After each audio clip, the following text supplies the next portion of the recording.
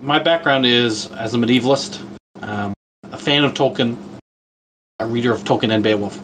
I specialize in Anglo-Saxon England and the North, sort of Northern Carolingian Empire, so the conquest of the continental Saxons and their conversion. So while I would have loved to have Cindy here, Cindy's great. She has a whole degree, particularly in Tolkien studies, and would have added great dialogue. I'm going to give you my best spiel that I can, sort of on Tolkien and Beowulf and sort of the influence there. So as many of you probably know, Tolkien was essentially a linguist, a philologist. He studied and loved language, and part of his study and love of language was using language as a way to sort of get back to the mythic past of Britain, which he feel like had largely been lost because we don't have a lot of documents about the early Anglo-Saxon kingdoms or what happened. So Beowulf, which is an ancient Old Saxon poem, probably Tolkien will say it's composed somewhere in like the early 700s. Our earliest textual evidence for it is around 1000 AD. Probably composed in England, though it never mentions England, by a Christian, some sort of monastic, most likely, though it also never mentions explicitly Christianity.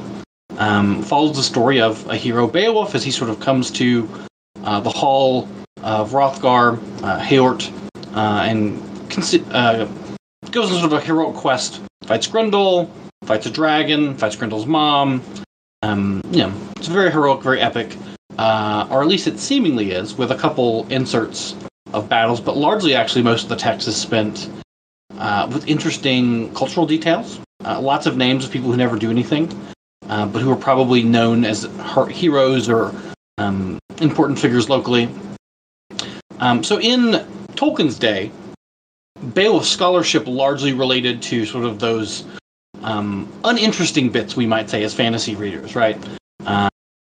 Here's a hall description, and, so-and-so's cousin's brother died here, and then this thing happened, and then there's this weird interlude with a poet and a singer, and we only hear, like, part of that story summarized about Finn and Hengist. They focused on those things because they were interested in the philological side, that is, tracing the development of English from its earliest forms to sort of how we understand it today. So Tolkien comes out in 1936 with a lecture that he has published where he basically says, you've not been focusing on the fight scenes. The fight scenes are really where the good stuff is. And so he wants to focus on sort of the action, the fantastic, things that we wouldn't imagine a scholar necessarily to go after. He basically, in this lecture, which is so compelling and so convincing when it's published, it literally changes the face of Beowulf and scholarship, sort of pries it from the philologists, and does sort of turn it over to these literary critics who are kind of awful, ultimately, which is not really what he wanted. But it changes the course of scholarship. So he goes, okay, so why do we care about the fantastic? Part of it is probably Tolkien is writing fantasy himself. And this is a way for him to sort of make fantasy reputable in the circles that he runs in. By going, hey, look, this Beowulf guy, he's fighting dragons, and he's fighting creatures, and look at all this stuff that's going on here. It's not just about weird, hard-to-pronounce names that everyone gets wrong, and sort of trying to suss out linguistic development. But it's heroic, it's epic. It is fantastical. And so for Tolkien, the theme of Beowulf very much so is the theme of Lord of the Rings. So Lord of the Rings is conceived in some ways as sort of this mythic background for Anglo-Saxon England. If you're unaware, Middle-earth is our Earth ultimately, right? It's that far distant mythic past that Tolkien is sort of reconstructing in his mind, with all the fun languages and strange little carryovers. And so the theme of Beowulf is sort of the shift from paganism to Christianity, and the tension of what do you do with the supernatural things of the pre-pagan world. So Christian missionaries come to the north, and with relative ease, sort of sweep away the worship of the old gods, right? So Anglo-Saxon England is basically converted to Christianity without a single martyr. Scandinavia is a little bloodier, but it happens pretty quickly, all things considered. What is harder to dislodge in the missionary activities are the common people's beliefs and experiences with goblins or fae or whatever you want to call them. Boggins, these little things that sort of creep about the corners of your eyes that you leave little sacrifices for, that your grandmother taught you. Hey, listen, leave this out for the little fairy or something bad will happen to you. This is much more resilient to missionary activity. And so there's a real effort and striving in the literature of this time period in considering what do you do with those things? What do you do with the fae and the fairy? And the author of Beowulf takes a hard line, we might say. He says all of those things that are sort of weird and fantastical are essentially monstrous, right? There's no place for them here. They're out of sort. They're meant to be slain, and they're bad. Tolkien, however, does not take this position. It's quite clear that he has a great sympathy for the pre-Christian peoples of the North and their mythologies. Now, he's not interested in reviving the worship of any of their gods or any of this. He's a very devout Christian. But his literature is very much interested in sort of this, what we might call religious limbo. So if you read Lord of the Rings, you don't see a lot of explicit worship of the divine, right? You have the Rohirrim, which are very Norse pre-Christian culturally, but you don't see Theoden committing human sacrifice. You don't see any at his funeral, right? You don't see any of the common tropes of a pagan funeral in excess, right? You don't see any of the negatives, the bloodshed that you normally would find in those sort of rituals. And so you have this kind of, the people in Lord of the Rings are sort of pagan in a sense, but not really, right? They're not engaging, like the Rohirrim don't take slaves like the Norse did, right? They're not sacrificing their slaves at their funerals. These things aren't happening. And so I think Tolkien takes Beowulf, and Lord of the Rings is very much so what we call a Beowulfan invention, as Tom Shippey, a Tolkien scholar who knew Tolkien personally, would say. And so he has this idea that he's going to write this tale, this story of the mythology of sort of Northern Europe, particularly England, not Great Britain or the United Kingdom, but England in particular, and find a place for the elfin and the goblin and these sort of fey creatures. And he does this, by incorporating them, right? Like, so your elves are not monstrous; they're not meant to be slain, but they are these beautiful, ethereal beings who point to better things, who point to that land in the west, which even comes from Beowulf, right? So you have in the beginning of that story, you have a child, Shield, the son of Sheath, sometimes how it's translated, who arrives on this boat as a babe. So how would we know his name? Tolkien says poems aren't logical, so that we just know his name, it's fine. Other scholars will say his name essentially means shield. The one who is a shield, like he arrives on a shield perhaps in the boat, and he comes with a sheath, like a sheath of corn. And then he himself, sort of, when he dies, he's sent back into the water. And they don't burn the boat, which is normal process. But he's just sort of, the boat is sort of pushed out. And Tolkien, people who knew Tolkien, scholars who study his works, will say the idea here for Tolkien that he takes from this is that there's something in the West, there's something on the other side of the ocean that Shield was sent from and is going back to. And this sort of forms nascent concepts of Valinor and the continent that is denied to elves and men at some point, right? And so Tolkien's interested in the fairylands. He takes great inspiration from Beowulf, even in literal senses. So there are several passages in Tolkien where you see, how would we say it? You see basic parallels. So when in Beowulf, there's a certain approach to the Hall of Hjort. There is a unnamed coastal guard. There is a named door guard. You pile your weapons. You enter the hall, and then there's an immediate challenge by one of the king's counselors. We see the same kind of interplay when Aragorn and the companions come to the Hall of Theoden. this great, beautiful Anglo-Saxon-inspired hall. You have a nameless city guard, essentially, who then takes him to a named door guard. You pile your weapons outside, you go in, and then they're challenged immediately by Wormtongue. You see sort of these kinds of parallels several times throughout the work, because it's a very integral work for Tolkien. In fact, he produced a translation and commentary of this in the 1920s and never published it. So it's one of those works that was published by his now late son Christopher back in, I want to say 2014 actually, a rather late publication, all things considered. But it gives us a lot of insight, I think, into the world he's trying to develop, where he's getting his inspirations from, and why he cares so much. What is so important to him as this, we might think, a stuffy scholar, but really a devout Christian who has a deep longing for the past of his homeland, or his immigrated homeland, right? So the Tolkiens, that's not an English name, they're not from England originally. They immigrated there about 200 years before his birth, and then they became very English.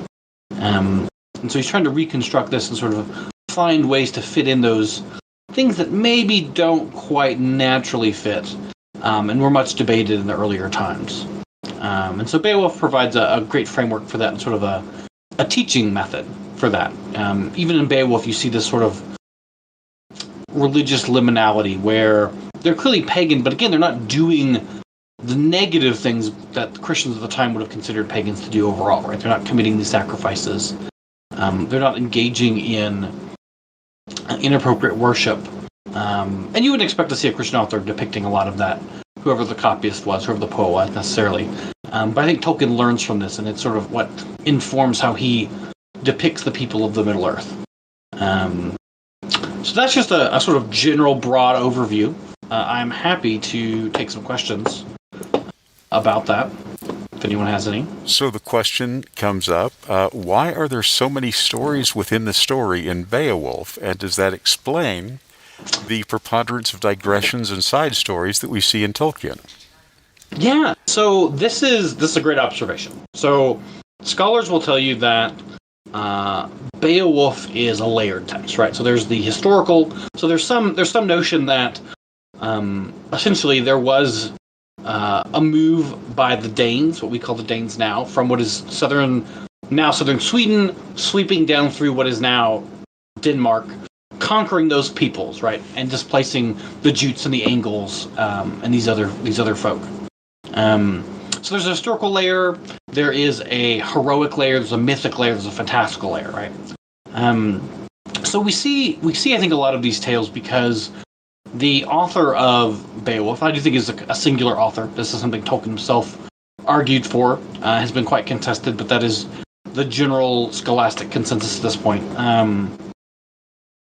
I think the author is including real bits and real chunks of lore that to us we read and we have no context for this, right? We're not from this time period. We don't know these names. We don't know the little bits and bobs.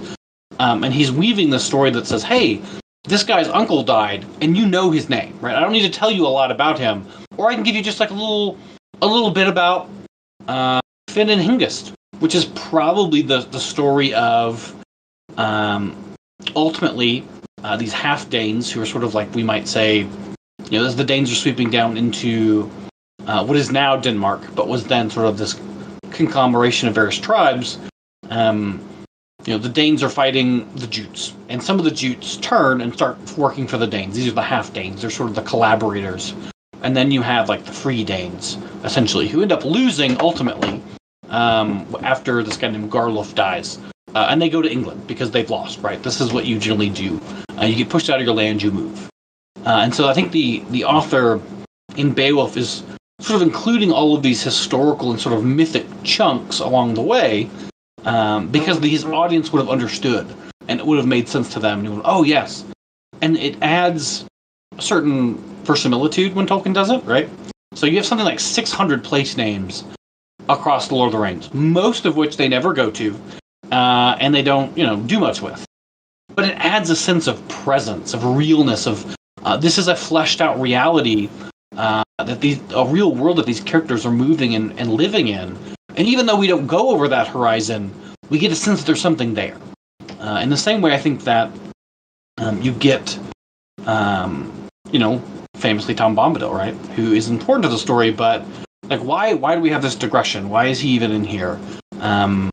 It's a sense, I think, that hey, there are things in this Middle Earth that are beyond even the power of the Dark Lord, right? There are beings of potency that maybe aren't main characters and we're never going to see again in the story, but they're out there. You need to know that they're out there because it's important. Same thing with blue wizards. Like, why do we need blue wizards? We never see them, and yet, Tolkien takes the time to tell us. So I think it's inspired by Beowulf, and it also is just good storytelling. And I think he understood from studying the sagas that you need a world that is realistic in the sense that it feels like it's alive and there's more to it than what you're seeing. Excellent. So, do you feel that Tolkien directly mimicked elements of the myth of Beowulf? For example, ancient King Hermod, who broke the heroic code. We do see the same sort of thing happening in Tolkien. Yeah, I think there are direct parallels. So we mentioned the approach of the guard. There's also so if you go to The Hobbit, right? So in Beowulf, when you have the dragon, there's a dragon horde, a thief steals a cup, dragon flies into a rage and burns a bunch of things down, the dragon returns to the horde, the dragon dies. In Tolkien's retelling, with Smaug, you have a dragon horde under the mountain, Bilbo steals a cup, you get Bilbo returns, he kind of leaves, Smaug gets angry, burns Lake Town, and then Smaug dies, right? You see him aping, and I say this in the best of ways. This is not Tolkien being lazy, right? This is Tolkien taking forms and structures of the heroic narrative, which is how literature traditionally has been passed down, and reinterpreting it for his own stories. You see this in the same way that Tolkien will take Lost King narratives, right? So the idea that there was a line of kings in Gondor that were maybe broken. You go back to the Númenóreans, that's clearly got some Atlantis parallels, not so much Beowulf. But you have stories of missing kings in mythology whose lines are theoretically broken, and then the lost heir comes, right? This is very Christian, even, right? Jesus, the true king of Israel, who appears in unexpected form to take his throne, and to take it in a way that maybe you don't expect, even. So I think Tolkien is definitely taking. I forget the exact translation. There's a little parable that's mentioned. It's basically like a wise man keeps his own counsel when he doesn't have like enough context, essentially. So like lacking good information, a wise man will sort of follow what he thinks is best. That's said in Beowulf, and there's a direct translation essentially on the lips of I think it's actually maybe Aragorn or one of the companions entering the hall. So there's definitely direct parallels throughout the stories, both from Beowulf and from other mythological tales. Tolkien is definitely more than happy to, what musicians would call, sample those things, I think. So extending that idea, Tolkien includes songs and verse. Are there meters, word choices, etc. that he uses that are callbacks to more historic forms or structures? I want to say yes. I am not. So I'm bad at poetry. Just full disclosure for everyone here. It's not my strongest suit. It is a terrible failing of my public education that I've been trying to overcome. So I'm not good at memorizing what those are. But my first instinct is yes, that you definitely are going to see in Tolkien, and especially because he's so focused on language, right? And so much of heroic epic is verse and meter, right? Old English long verse in particular, I think, is what we'd probably see here, if I'm remembering the terms correctly. My gut answer is yes, and I could probably find you specifics if I had a little time, but I'm almost certain there is. Thank you. So the people of Beowulf's time tended to revere the ocean and ships, which was their main source of transportation and material. What examples of people's respect for ships and the sea are found in Beowulf itself? Well, you have the you have the arrival of Sheath himself, or Shield, mysteriously on a ship as a babe. You have him sent off back into the ocean on a ship. Beowulf himself arrives by ship. There's not, like, comparatively speaking, you don't see, I would say you don't see like a lot of like ship veneration, but ships are obviously very integral to their society. And so you see that in sort of the mythic child appears who's going to establish a dynasty. He's on a ship. When we send him off, he's on a ship that we don't burn for some reason. I think you more interestingly see, I think Tolkien does a lot more ships than Beowulf does. So one of the first stories in the Greater Legendarium that Tolkien comes up with is, and I always butcher this, Arundel, I'll say that's it, the Mariner, this sort of half-elf, who, his story of sort of building the ship and then sailing around the world, killing, he actually sails he's the only mortal ever to successfully sail into the west and approach the Valar and say, hey, listen, Morgoth is raging across the land. Elves and men need help, and they don't kill him because he's not come for himself. He's not come for pride. He's come to save them. And then he's allowed back, and he actually slays the largest dragon that ever existed in Tolkien's universe himself. And then his ship is sent with a Cimmeril into the sky to be the Morning Star. And so I think you see more done with ships in Tolkien in that sense.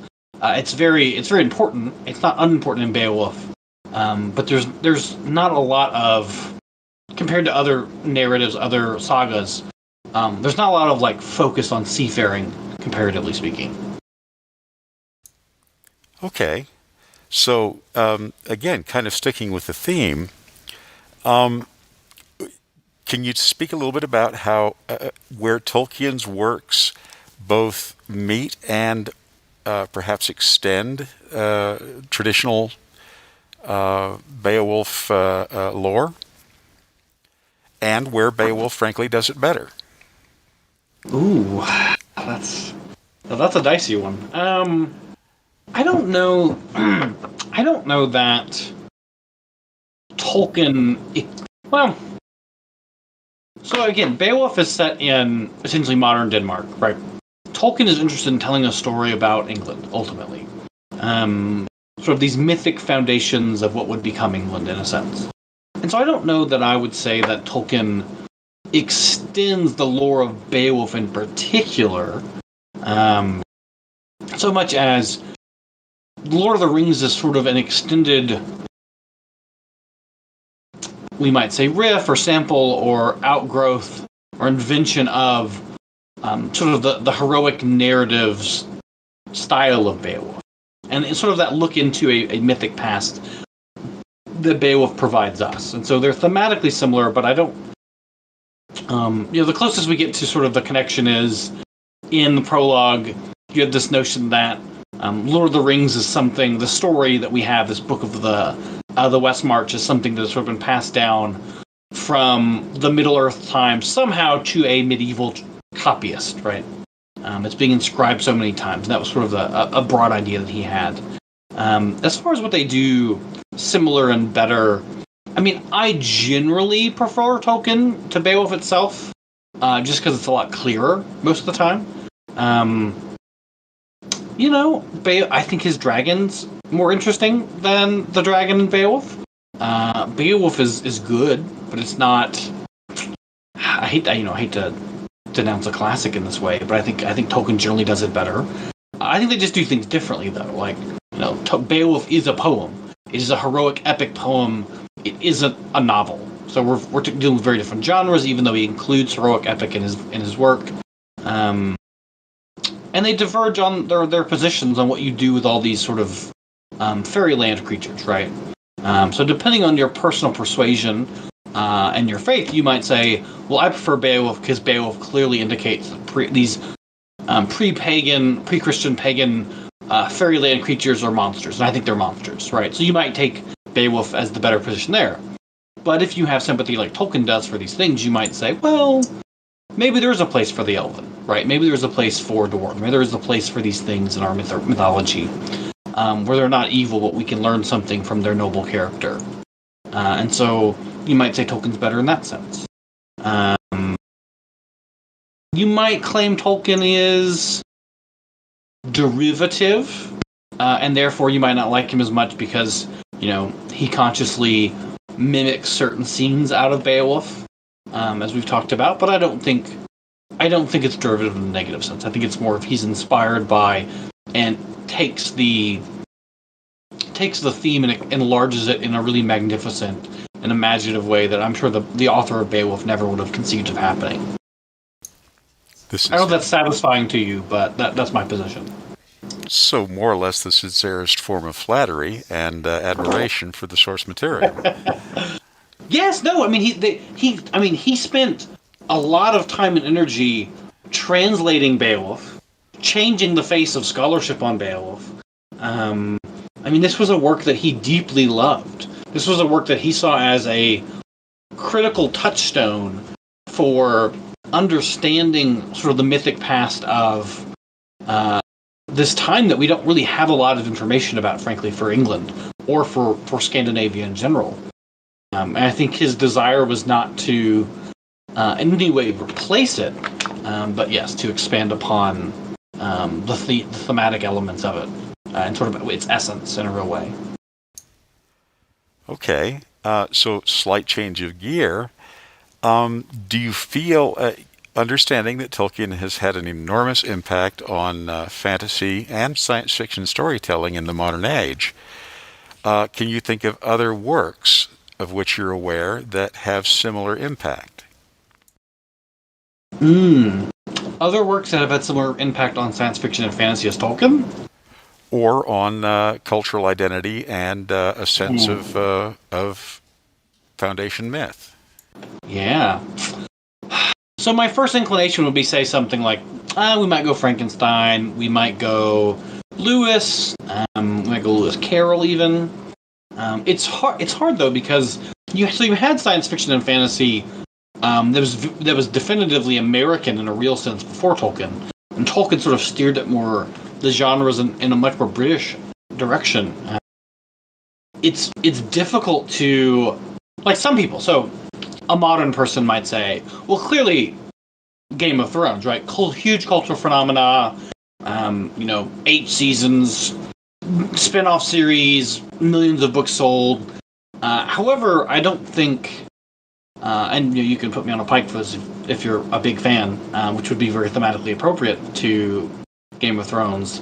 I don't think there's anything close in that sense. Like, I don't think Game of Thrones is that. I think Tolkien's story, while he has a sort of notion of a long defeat, where there is sort of this long march towards things getting worse and worse before there's this sort of eucatastrophe that sort of rescues us from the shadow. I think a lot of what's come after has been poorly derivative of Tolkien, or has been nihilistic ultimately. So in Tolkien's universe, there are real wounds, there are real scars. Bad things happen to our heroes and our protagonists, right? Frodo doesn't go home and live happily ever after in the Shire. But Frodo's not a monster, right? And a lot of the sort of post-Martin, like Grimdark, which I enjoy, don't get me wrong, I enjoy reading some Grimdark, is ultimately sort of nihilistic, and I think because of that, it won't stand the test of time.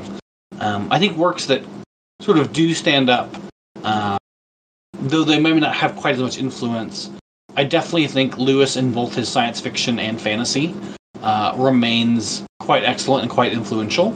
I think you have a lot of sort of more young adult fantasy and sci-fi maybe that are more directly indebted to his style than maybe Tolkien's. Right? I think Tolkien's definitely aimed more at that sort of adult literate sensibility. I think Jack Vance, for science fiction, remains one of the greatest exemplars in the field. I think he's definitely super influential. Going back even beyond Tolkien, I think you see, Frankenstein is sort of the proto-science fiction novel, and then, Jules Verne is obviously very influential on science fiction. But I think Tolkien, in a unique way, set a standard that hasn't quite been met by anyone in his influence personally, my position. So, while many of us had at best a cursory grounding in Beowulf in high school, do you feel that somehow that foundation that Tolkien drew from is part of what makes his work that much deeper and that much more powerful to modern audiences?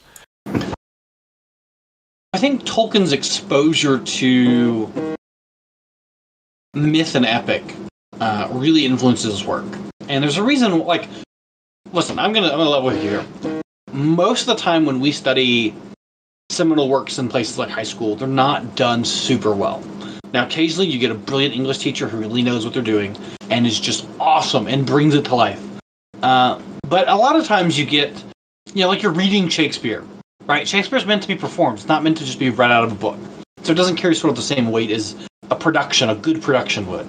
In the same way, things like Beowulf are meant to be read in sort of this heroic, epic way. And you have teenagers reading out of a book going in line who aren't super interested maybe and don't know how to pronounce the names, and it just causes perhaps a lackluster reception. But I think those works in themselves, when they're done right, carry a lot of weight and meaning. This is why they survive, right? We still read the Iliad and the Odyssey because they are incredible, because they speak to a real sense of pathos in the human spirit that is meaningful and that is intelligible even across the gap of thousands of years and thousands of miles and a dead language that hardly anyone reads anymore.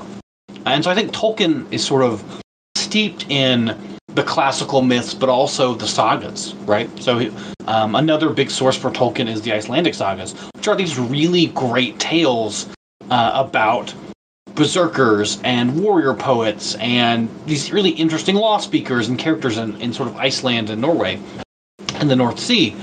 And it's all very human. And it's all very universal in a sense, right?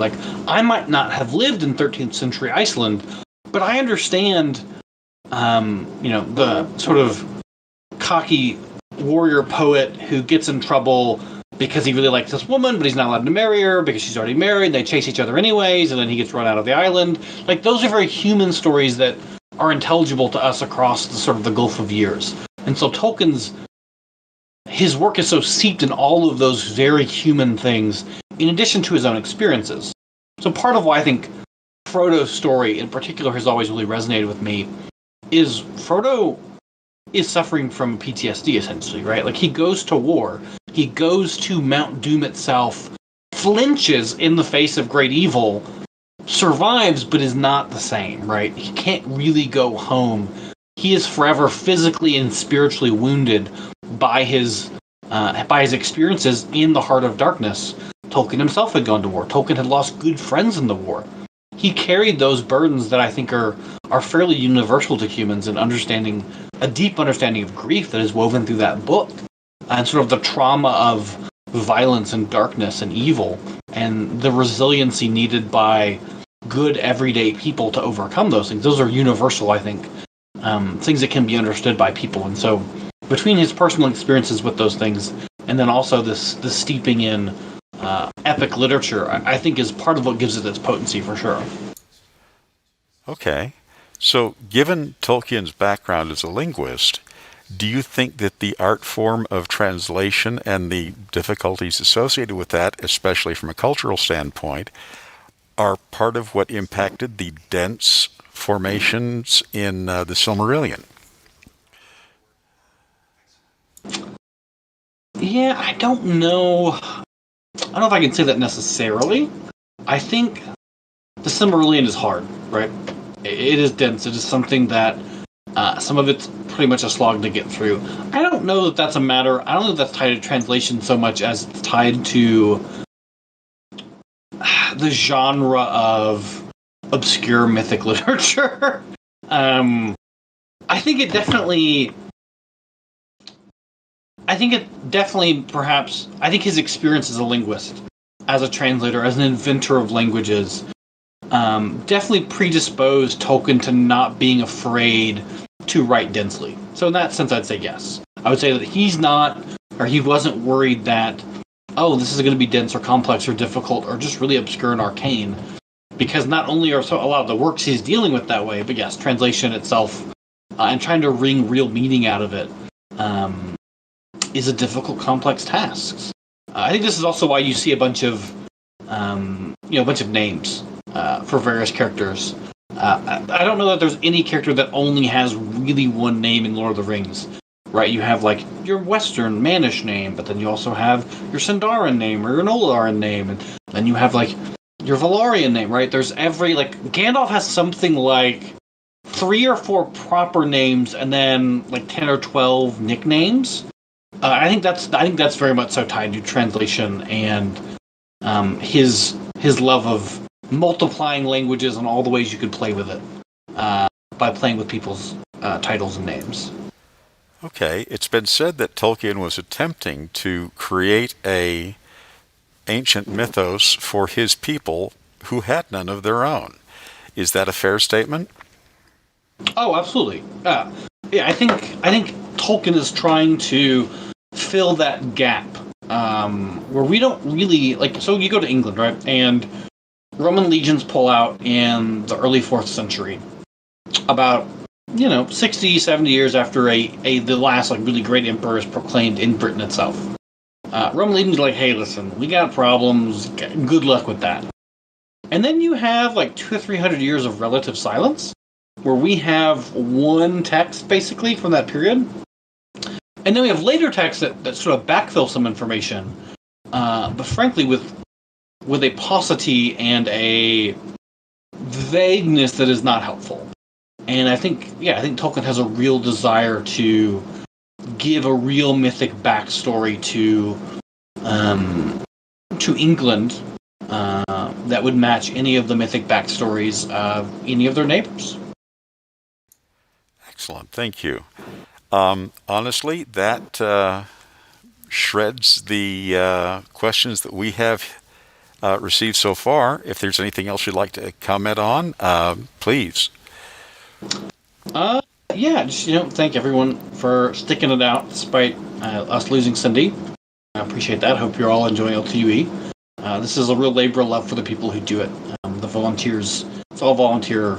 They put real passion and effort into it. In the same way we might say Tolkien put passion and effort into what he did. And I think ultimately that's a big takeaway for Tolkien, is that whatever you're going to do, whatever you're passionate about, whatever you love, you got to put in work and effort, right? Tolkien loved languages, and he created a bunch of crazy languages as the basis of this really complex mythology that has really taken over such a dominant mind share. And that's not something you do overnight. It's not something you do on a whim. It takes a lot of thoughtfulness and preparation. It takes being steeped in good things. I think as writers, oftentimes, we can be afraid to acknowledge or consciously look at good literature and good examples and go, how do I write something that touches like that does? Or even the sound of an author sometimes, right? You have people who are really good at turning a phrase, or really good at dialogue, and the descriptions are great. I think finding the best examples of those things and sort of sinking your teeth into them, even cross-genre. Like you might be wanting to write a fantasy, but maybe you want some really snappy dialogue that you more commonly see in other genre. Find the best bits of those things and go after them and sort of sink your teeth into that. I think those are good ways in which you can improve your own stance and style and give yourself maybe an easier path to variety than learning a bunch of dead languages. And like Tolkien was a Gothic freak. Like he loved the old Gothic language. I'm not that good at languages. I can't read the Gothic in Gothic, right?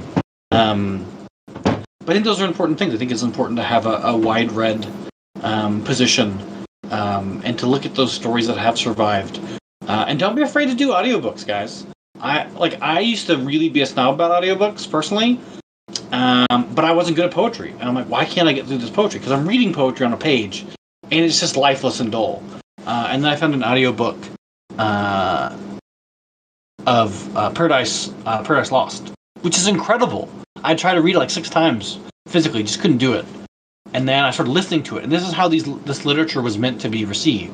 Almost all of Tolkien's sources is oral literature that's meant to be read aloud, and it really has a certain weight and weave to it when you hear it spoken well aloud. And so I just encourage all of you to embrace your inner Tolkien and listen to some epic heroic poetry. And that's all I got for you. And all of this because Tolkien himself was fascinated with ancient cultures, with ancient language, and with the myths that helped form the Western world. Thank you for your presentation. It's been a fascinating hour to spend with you. Thank you very much.